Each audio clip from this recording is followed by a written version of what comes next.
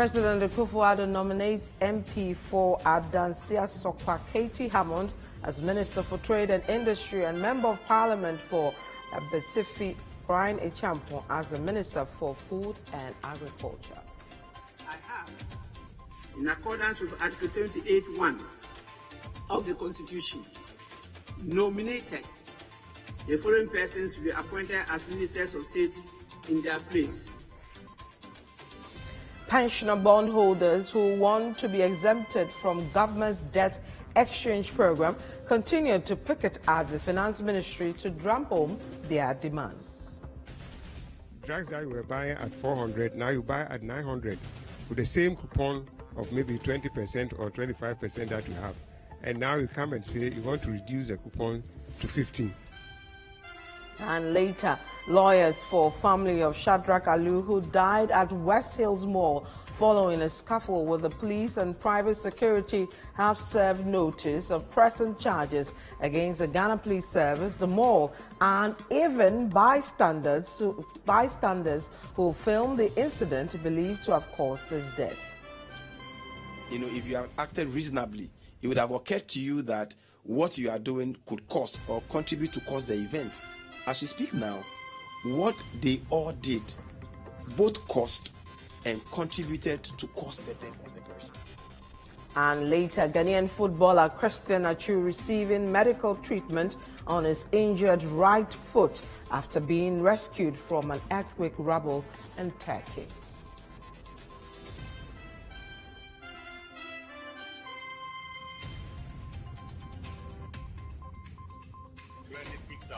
Later. Therefore, his condition is so good but critical.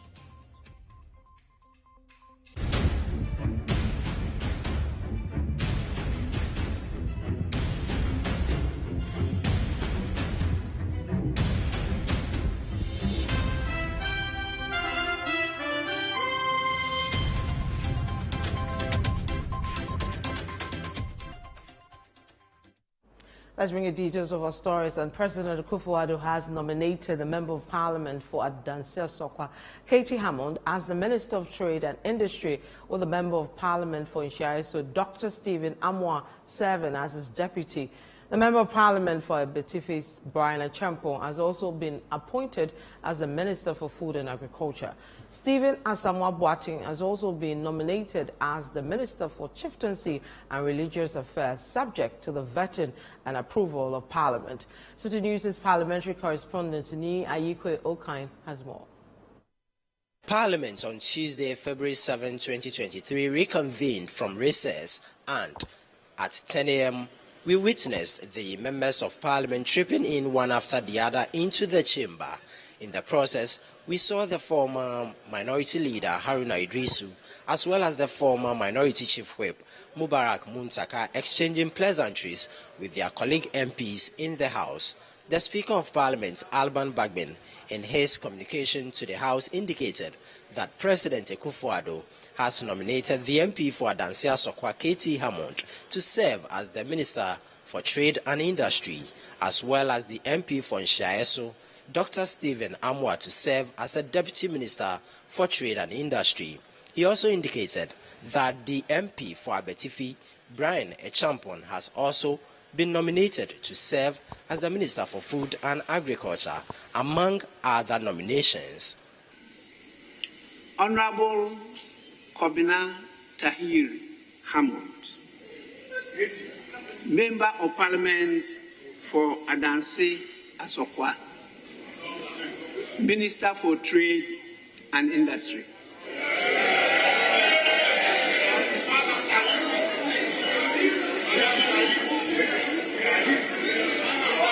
Drill ship. 2. Honorable Brian Echampo, Member of Parliament for Abetifi, Minister for Food and Agriculture.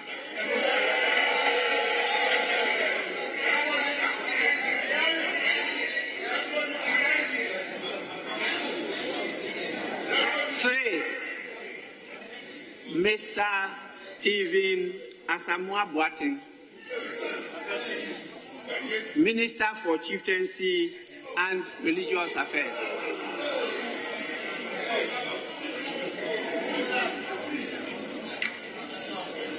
I have further nominated the following persons as Ministers of State, subject to the approval of Parliament. 1. Honorable Mohammed Amin Adam, Member of Parliament for Canada, currently the Deputy Minister for Energy, as Minister of State at the Ministry of Finance.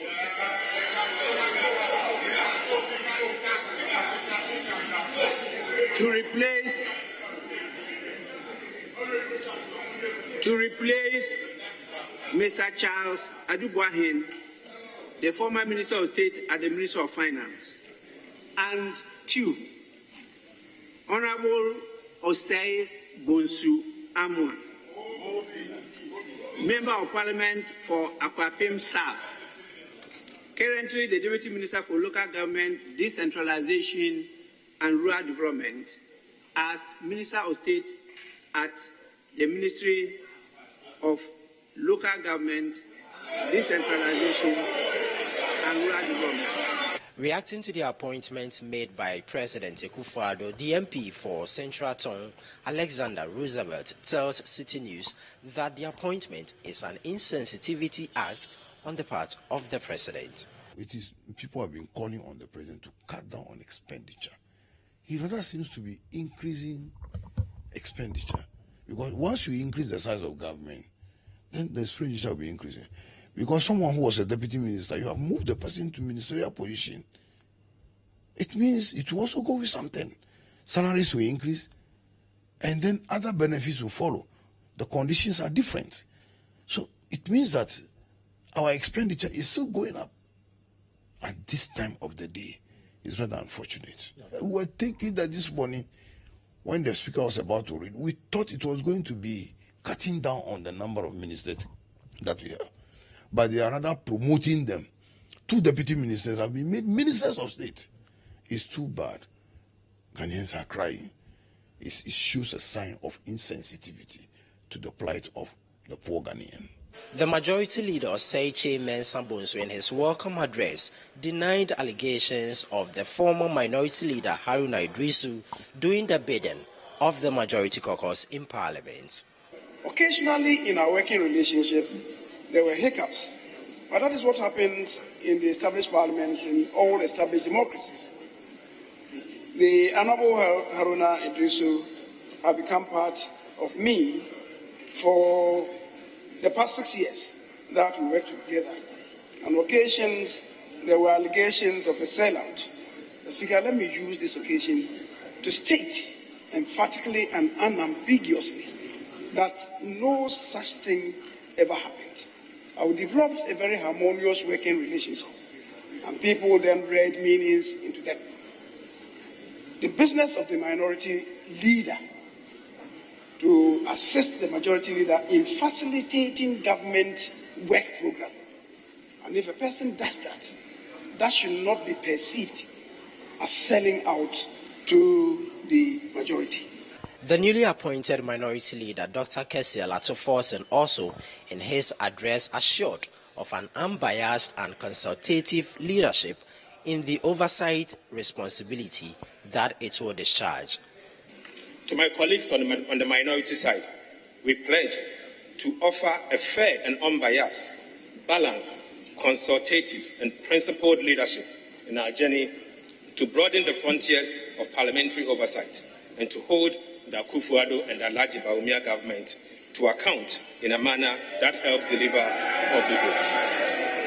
Mr. Speaker, to my colleagues on the majority side, I wish to convey from this side of the House that even as we remain firm, resolute, and principled in our journey to discharge our oversight duties as a caucus, we shall not be needlessly obstructionist in as much as what is under consideration is in the interest of the people of Ghana, and the right process and requirements have been adhered to.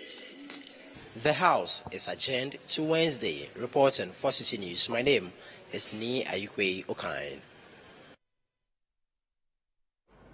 Now, the pensioner bondholders who have asked for exemption from the government's debt exchange program on Tuesday continued picketing at the Finance Ministry to drum home their demands. Now, the retiree domestic investors had a similar protest on Monday to express dissatisfaction to the 15% coupon rate proposed by the government in the exchange.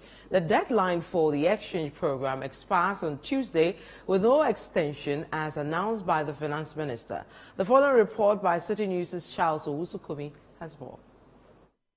Finance Minister Ken Oforiatta has confirmed concerns raised by observers that a failure to secure an IMF bailout as soon as possible will have dire consequences on the Ghanaian economy. Ghana's public debt to GDP now surpasses 100% and requires restructuring to reach sustainable levels of about 55% by the year 2028. Government has since introduced the domestic debts exchange program intended to restructure about 137 billion cedis of local debt. Some domestic investors have refused to exchange their bonds, and after a series of protests, organized labor managed to force the government to exempt pension funds. Although the Ghana Association of Banks, the Ghana Securities Industry Association and the Ghana Insurers Association have signed onto the program, government is yet to reach the 80% needed for a successful debt exchange. This has forced the government to propose new and improved terms of 5% maturity and 10% interest payments to individual bondholders and 5 years maturity at 15% coupon rate to pensioners. Both groups have rejected the terms, and the pensioners have resorted to picketing at the Ministry of Finance to press home their demands.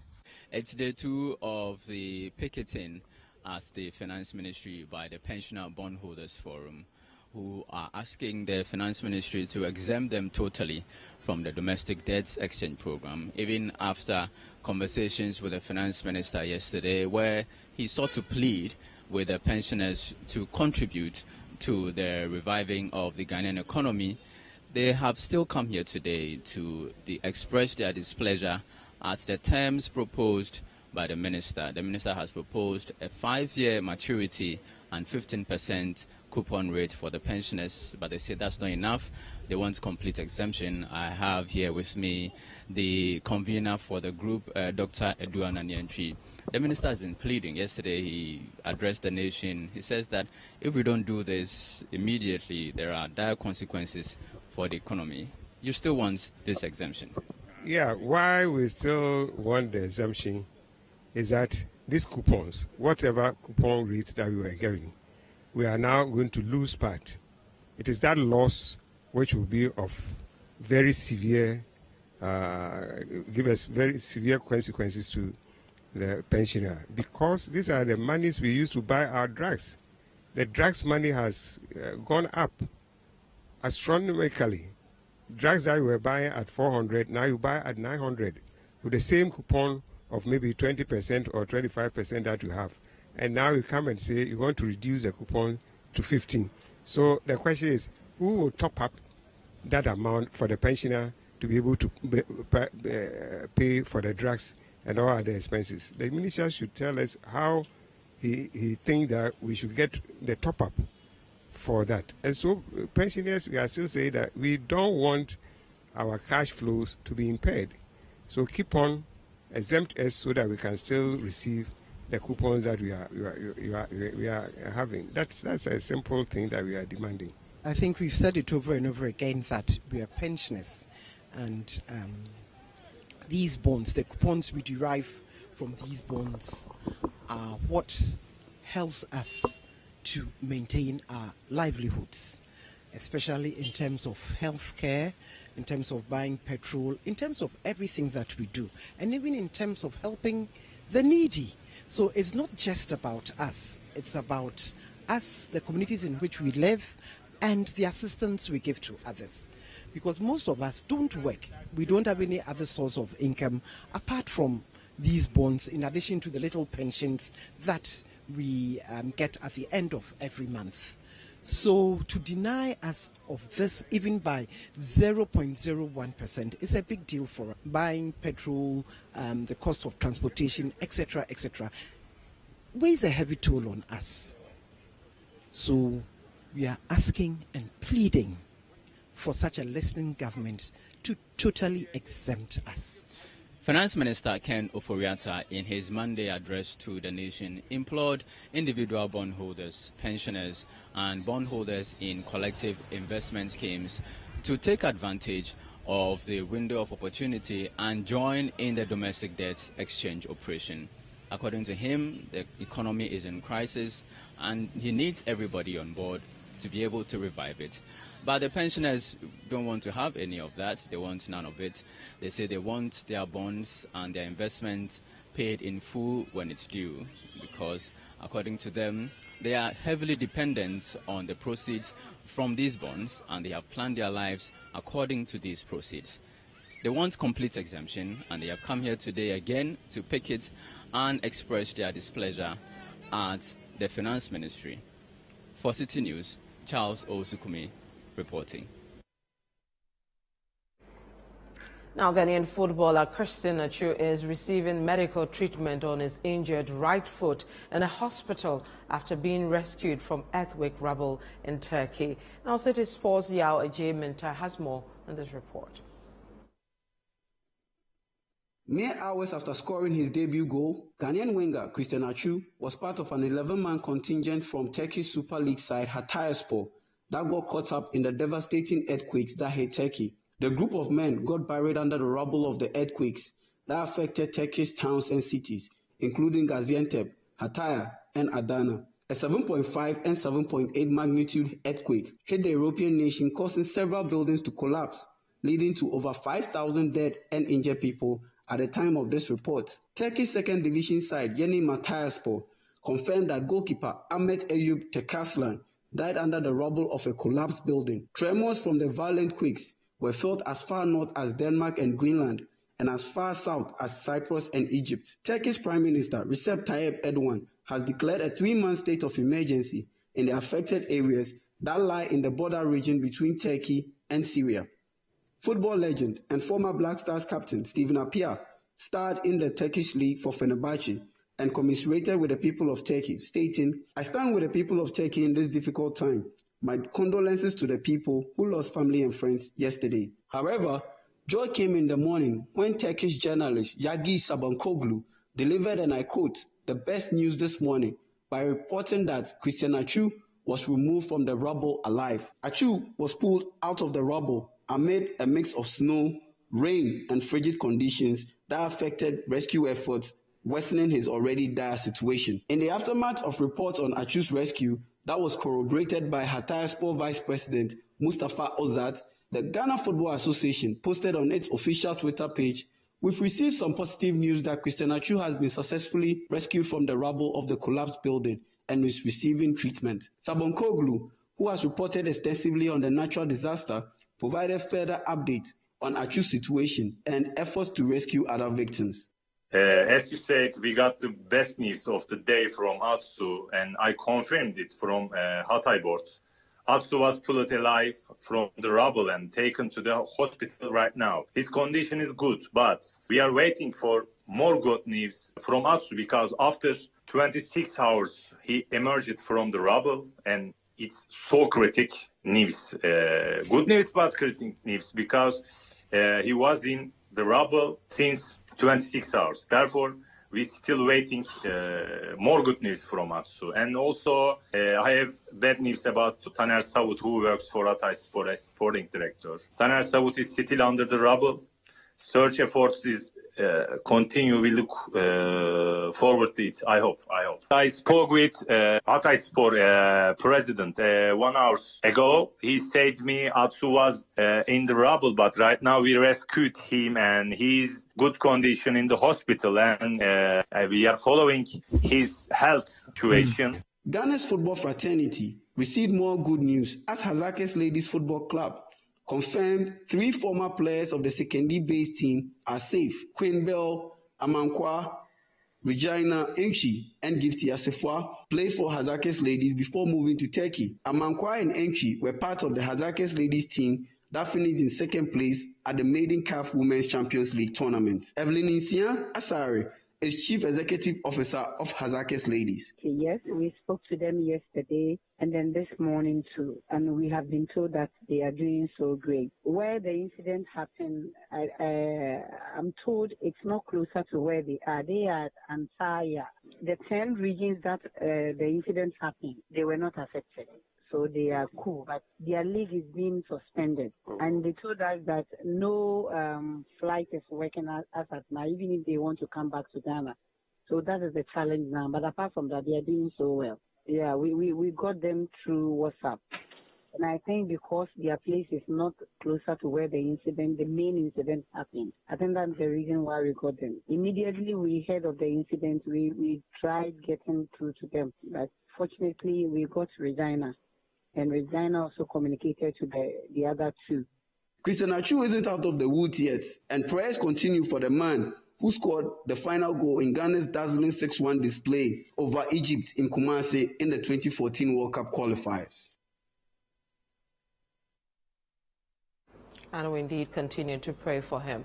Now, lawyers for the family of Shadrach Alu have served notice of pressing charges against the Ghana Police, the West Hills Mall, and even bystanders who filmed the scuffle between him and the death at the time. Now, an autopsy report shows that the deceased had indeed swallowed substances suspected by the police to be weed. However, lawyer Francis also tells Citi News the conduct of the police officers contributed to the death of the 32-year-old, hence the move. Now, a man who has been following the report is Caleb Kuda. Caleb, what more can you tell us? So we've been speaking to lawyer for the family of Shadrach who went and saw the autopsy process. Indeed, he describes it as traumatizing as the body of the deceased was dismembered.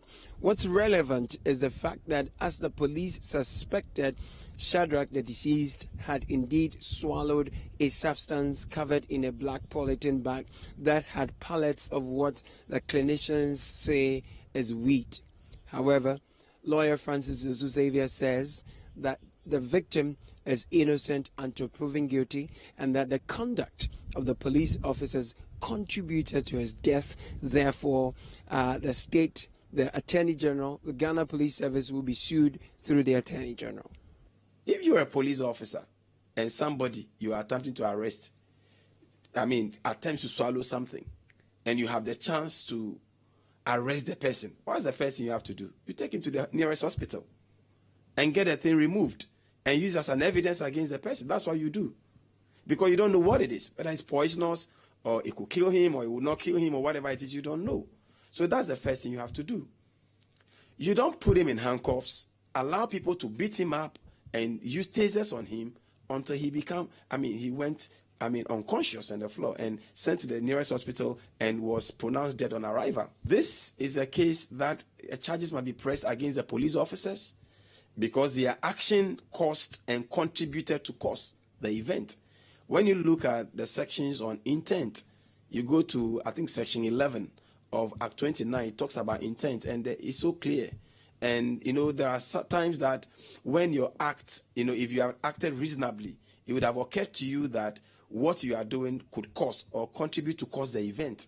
As we speak now, what they all did both caused and contributed to cause the death of the person. West Hills Mall, the scene where Shadrach lost his life or where he was attacked leading to his death, will also be sued according to the lawyer. Not only that, bystanders, including a detective who filmed the process, will also be sued. Why is that the case? Facility is not exonerated because a number of the people seen in that video were people who worked for the facility.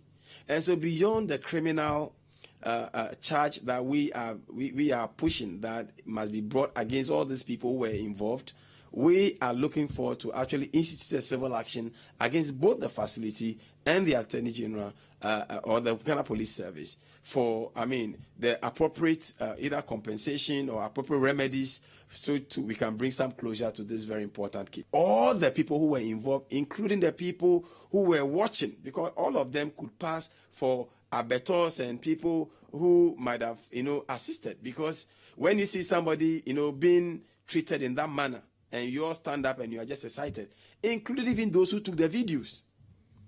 Because there is one sergeant one person who claimed to be a sergeant who took those videos, and he's even refusing to release an entire video. Already, he himself could be a suspect in this matter. Because if you are police officers and this is how you can treat and this is how you can perform your professional duty, then nobody in Ghana is safe. Not only is the lawyer seeking compensation for the family, but he believes that this legal process will put the Ghana Police Service to test and hold them to the highest standard so such incidences do not recur.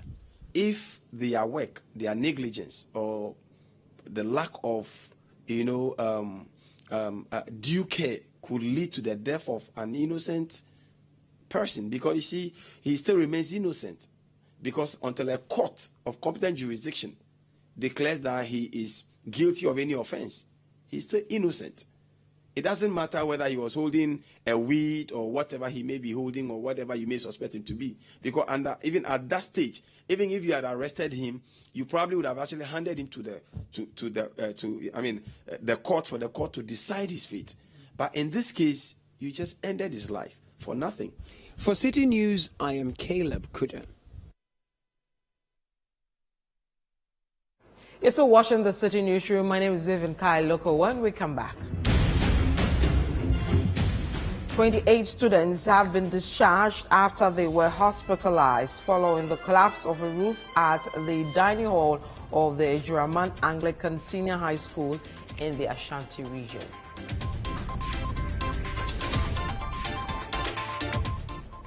To stay with us, we'll be right back.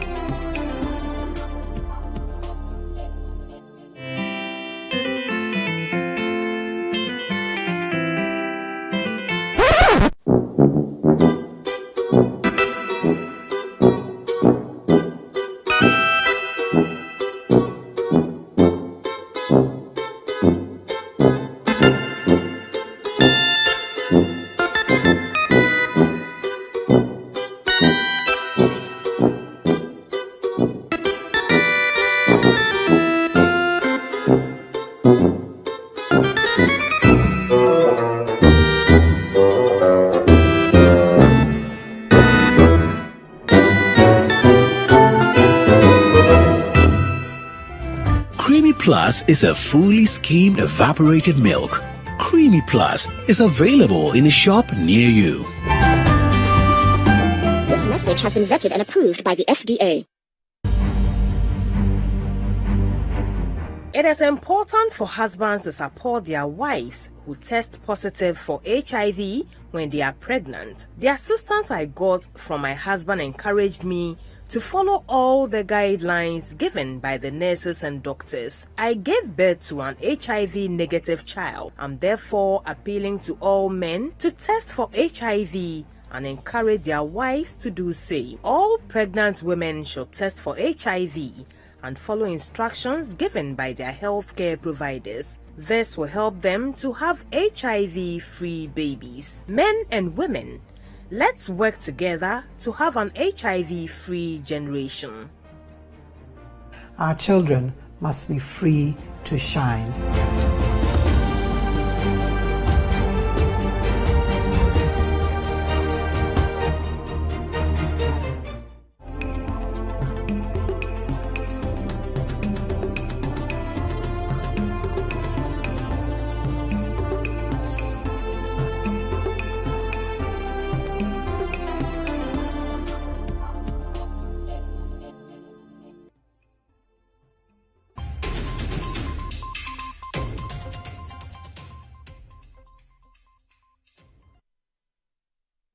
And you're welcome back to the Citi Newsroom. Now, President Akufo-Addo has charged some 21 newly sworn-in judges of the High Court to work hard to redeem the image of the country's judiciary. Nana Akufo-Addo says the perception about the judiciary must improve since it plays a major role in Ghana's democracy. Now, the president was speaking at the swearing-in of some 21 High Court judges at the Jubilee House on Tuesday. Citi News' Sami Wiafe has more. The 21 new High Court judges were charged by President Akufo-Addo to discharge their duties with diligence, dedication, and competence. The president says without a strong and independent judiciary, Ghana's democracy will be in jeopardy. The president says the judiciary must work hard to erase the negative perception about the third arm of government. The judiciary has onerous responsibilities to protect the fundamental human rights of citizens, to act as the arbiter in disputes between the state and the citizen, and the arbiter in disputes between citizens, to serve as the bulwark for the defense of the liberties and the rights of our people, and for the promotion of the orderly development of our nation. The High Court, as stipulated in Article 140 of the Constitution, quote, has jurisdiction in all matters, and in particular in civil and criminal matters, and such original, appellate, and other jurisdiction as may be conferred on it by this Constitution or any other law. So to you, newly sworn in justices, I say that it is essential that you show that you are honest, possess integrity, and a sound knowledge of the law. A corrupt or incompetent judge is a danger to the public interest and judicial administration. The situation where judges prefer judgments on the basis of decisions from lower courts and cite them as law is not acceptable, and even less so when judges cite no authority at all for their rulings. His Lordship, Justice Kwame Poli, who spoke on behalf of his colleague judges, promised to do all they can to build a strong judiciary. We have resolved to discharge our mandated duties as provided by the Constitution and laws of our dear nation, Ghana. Specifically, we promise to work to the best of our abilities without fear, favor, or ill affection towards all manner of persons who may appear before us. Your Excellency, our humble appreciation for approving our appointment is that we are most grateful.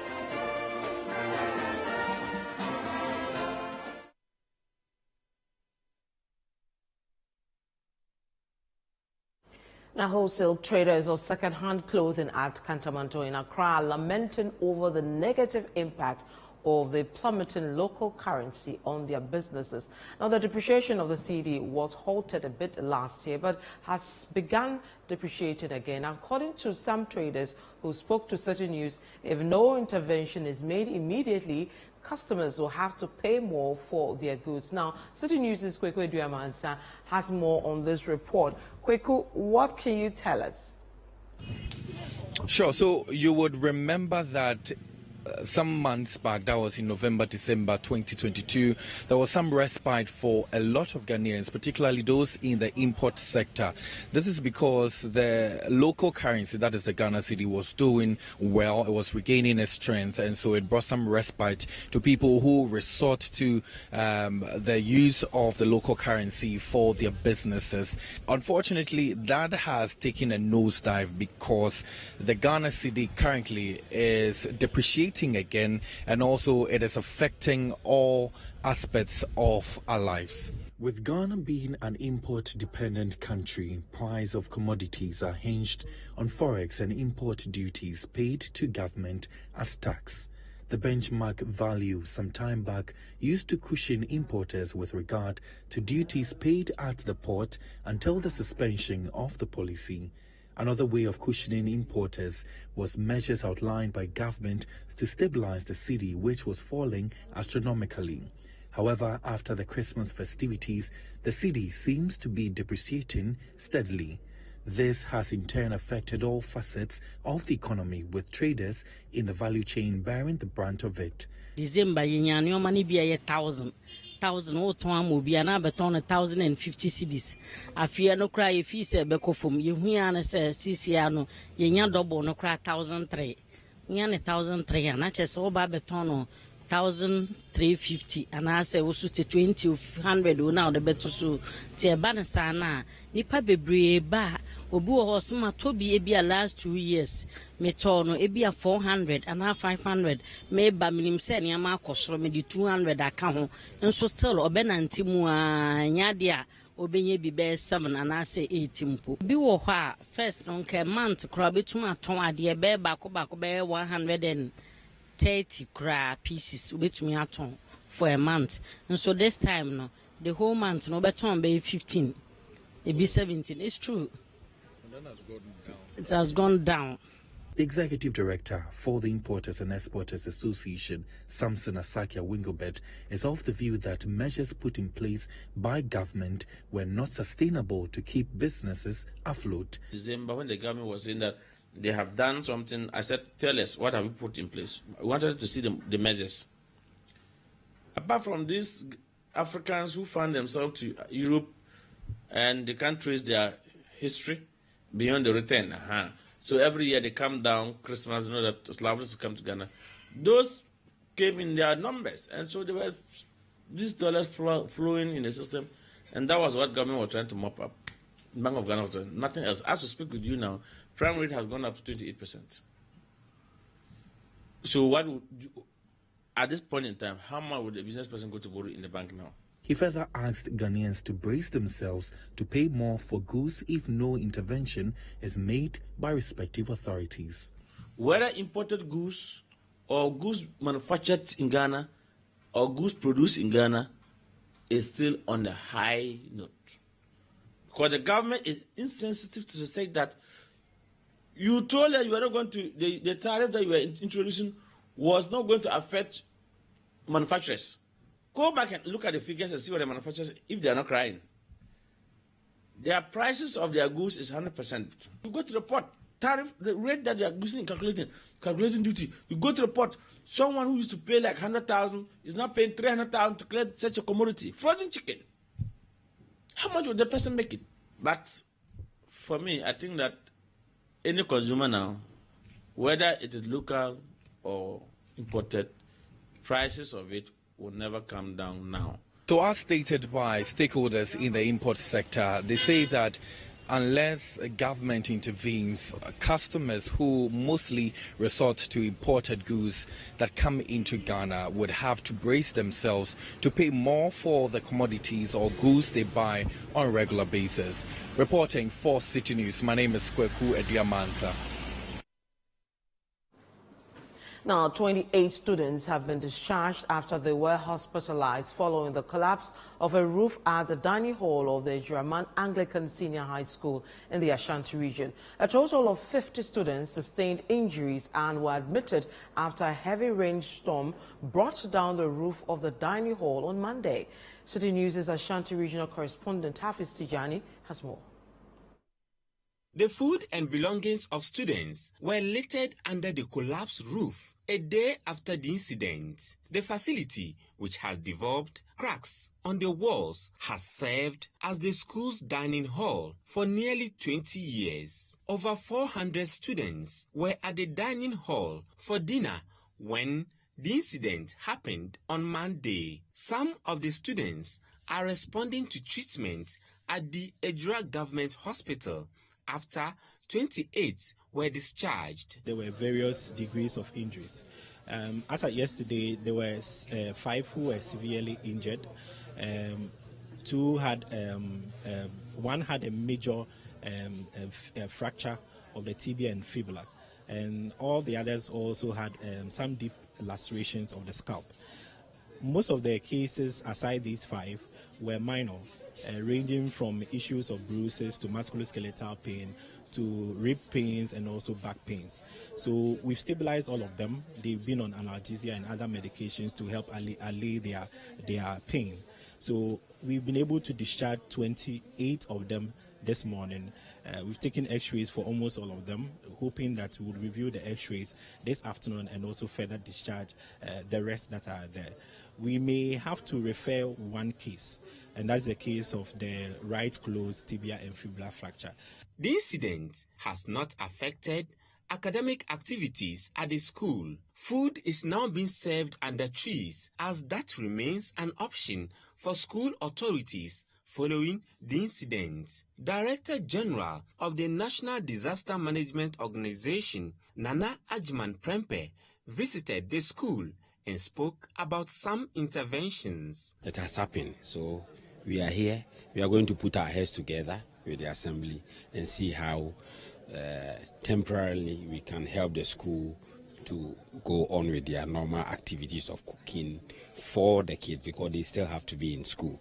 And then together we will also talk to the Ministry of Education and get funds to see how in the long term they can get some dormitory, because what was here was not the best.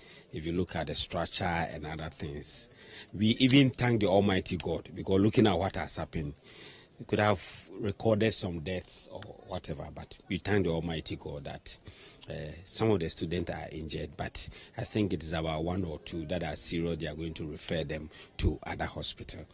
Government is also ready to support the kids and the parents as far as the hospital bills are concerned. He warns that a similar disaster should be expected as the rains have set in. That this year, from look of things, coupled with climate change adaptation and other things, there's going to be a lot of rains. So we must go back to the culture of maintenance. Look at some of the things in our house, which we see that with a little rain, it can bring problems. And this time the rains are going to come with storms. So we must be very careful with whatever we are doing. But we should be assured that very soon we're going to experience a lot, much rains. Municipal Chief Executive for Ejura Sekidumase says the Assembly will work with relevant authorities to provide a permanent facility for the school. So we are going to have a structure of a kind where they can cook. And then for the eating place, now it could be outside. But when it is raining, we advise that they get into the classrooms as we intensify our efforts to get them a permanent place. The incident also affected a portion of a newly built classroom block. This is what has been left of the collapsed makeshift dining hall of the Ejuraman Anglican Senior High School. Authorities say they are taking steps to immediately provide a permanent structure for the school. Hafiz Tijani, Citi News, Ejura, Ashanti Region. Now, the board chairman of the Northern Development Authority, Dr. Suleiman Abdullahi, says the underdevelopment of the 5 northern regions of Ghana can be blamed on a multiplicity of factors, which includes lack of deliberate investment. Now, speaking to Citi News, Dr. Suleiman holds the view that some of the government's program interventions, such as the One Village, One Dam, has been of immense benefit despite poor implementation in certain areas. Now, he added that the Northern Development Authority is poised to engage stakeholders in the implementation of the medium-term development strategy. Fred Duho has more. The Northern Development Authority, established together with the Middle Belt and Coastal Development Authorities by an Act of Parliament, was designed to spearhead the government's flagship programs. The Northern Development Authority was to basically positively impact the people and communities in the Northern Savannah Ecological Zone, with special focus on poverty reduction, job creation, and sustainable production systems to bridge the development gap between the North and the South. After 5 years of its establishment, the authority has been saddled with corruption allegations. Some of those cases are being pursued by the Office of the Special Prosecutor, and some CEOs have been sacked by President Akufo-Addo. Speaking to Citi News, The board chairman of the Northern Development Authority, Dr. Suleimana Abdullahi, said he believes such unsubstantiated allegations do not paint the right picture of what the authority has set out to achieve. First point is that nothing has been established about corruption in the NDA. Nobody has established that the NDA has been corrupt. That's the first point. The second point I want to also mention is that the development partners know that development partnerships with agencies like us is about the systems you have in place, the governance systems, the financial management systems, the accountability systems that you have in place, that they look at those things. They have due diligence processes, the assessments they carry out. And I can assure you that when those assessments are carried out, they will not find the NDA wanting, because the NDA has not done anything so far to show that it's corrupt. The allegations, as I said, I cannot comment on. I think the third point I also want to make is that development partners have been working with some of us in the North for the last 30 years or more. And so they know the caliber of people on the board, the structures that we have in place. And they are going to look at it and judge us in that light, not in the light of what one sees in the media. And it is very sad that the negative sides of the negative stories, unjustified, unsubstantiated stories have been coming up, when in fact there's a lot of good prospects for an organization to make a difference to the lives of our people. In his opinion, the authority must prioritize infrastructure development and build synergy among major stakeholders in order to speed up the pace of development. The critical things, as the title says, is about job creation. Okay. It's about job creation and rapid transformation. The North, as I've said at the very beginning, has been deprived for so many years. And since independence. I've been hearing that since I was born till now, and one would wonder when that narrative will change. That narrative will change when we have time to implement the kind of strategies that have been identified here. For example, there are strategies to improve agricultural production. The North depends largely on rainfall, rain-fed agriculture. And there are areas where there's no water. Right now, if you go to many parts of northern region, women are traveling miles to fetch water. People are sitting about because they cannot farm, there's no water. Unlike parts of southern Ghana where you have 2 peaks of rainfall. Then, of course, the impact of climate change has been really severe on the rural communities. That's one. Then you go across, just drive across the northern Ghana and show me one region where there's an industrial plant of significance. That is, I think a lot of things that happen in the South seem to be taken for granted. You're still watching the Citi Newsroom. My name is Vivian Kai Loco. Still to come. National Democratic Congress in the Central Region says they are hopeful of winning 20 out of the 23 parliamentary seats in the 2024 elections.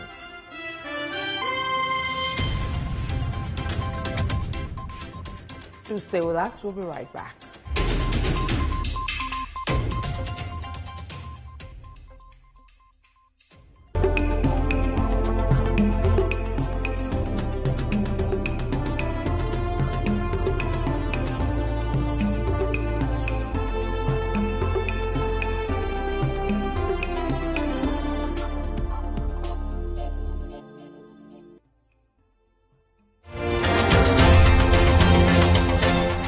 Regardless of what your point of view may be, he holds a mirror for you to see the reflection of reality.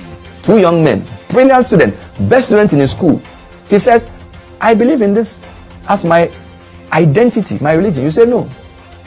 You won't take him because it breaks discipline. I think we should not be at the wrong side of history. Dispassionate opinions that shape your point of view. As for the president's credibility in terms of anti-corruption, I'm afraid to say he's in tatters.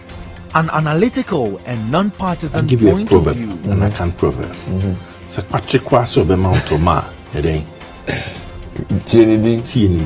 This year, forget it. Dialogue that informs your socio-political point of view. I'm young enough to wait for God's opportunity tomorrow, and I'm not in a haste. Are you lacing your boots for 2024? Absolutely not. I don't lace it. What time you see the shoe I've been wearing? Whether they're having boots? No, it's not Cambo. A chance for the duty bearers to provide the citizens with an honest point of view. We are being given rare and privileged access to a building which is part of the National Operations Directorate. And we are so determined, to fight all manner of crime.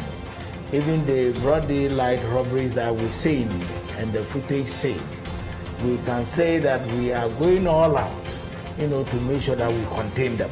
Educative chit-chat from the expert's point of view. No, there is. In fact, that rumor has been said about so many vaccines. People said the tetanus vaccine causes infertility, and we are trying to make our women infertile. No, it's not true. On the Point of View with Bernard Avler, every Monday and Wednesday at 9 p.m.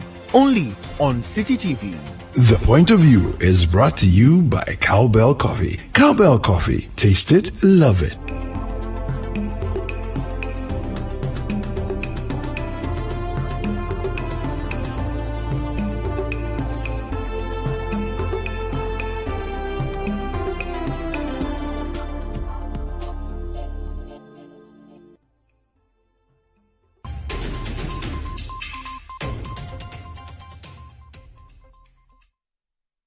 And you're welcome back to the Citi Newsroom. Now, the National Democratic Congress in the Central Region says they are hopeful of winning 20 out of 23 parliamentary seats in the 2024 elections. They are also confident of winning 60% of the presidential votes in the region.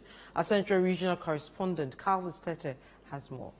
Leadership of the party in the region is accusing the New Patriotic Party of mismanaging the economy. It believes the MPP's performance will see it losing elections in the Central Region.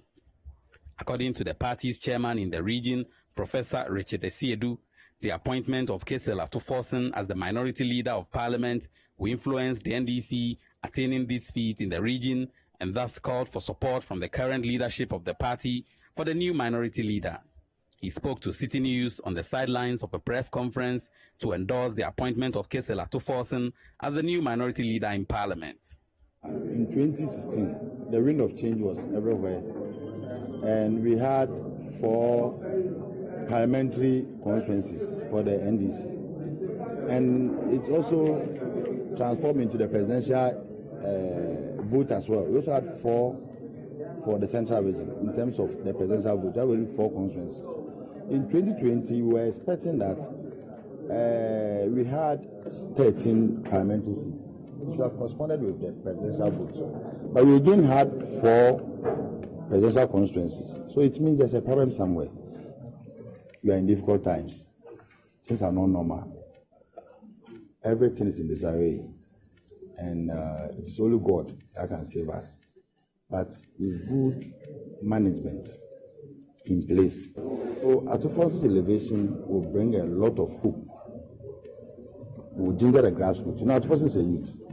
So the youth will have the confidence that, if you serve NDC well, in your useful stages, they can bring you up. The party chairman noted that they have begun researching and collecting data from various constituencies to ensure that the mistakes they made in the 2020 elections don't repeat itself. We have put a lot of measures in place.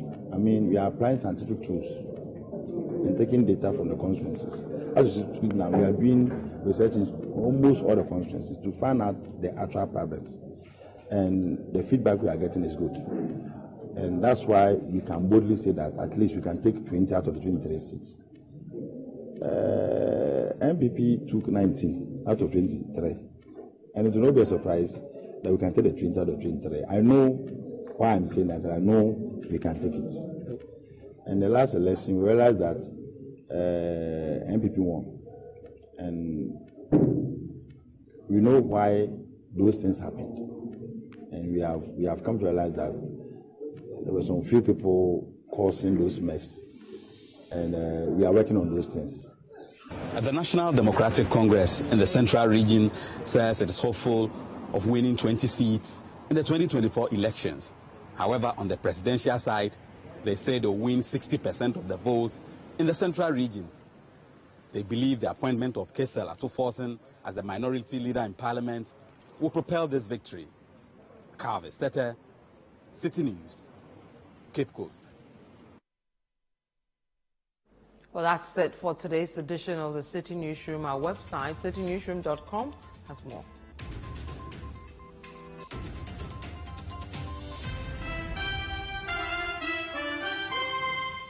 Subscribe to CityTube on YouTube for more exclusive video content from Citi TV. You can also watch Citi TV on DSTV channel 363 and Gold TV channel 182. My name is Vivian Kai Loco. Many thanks for watching.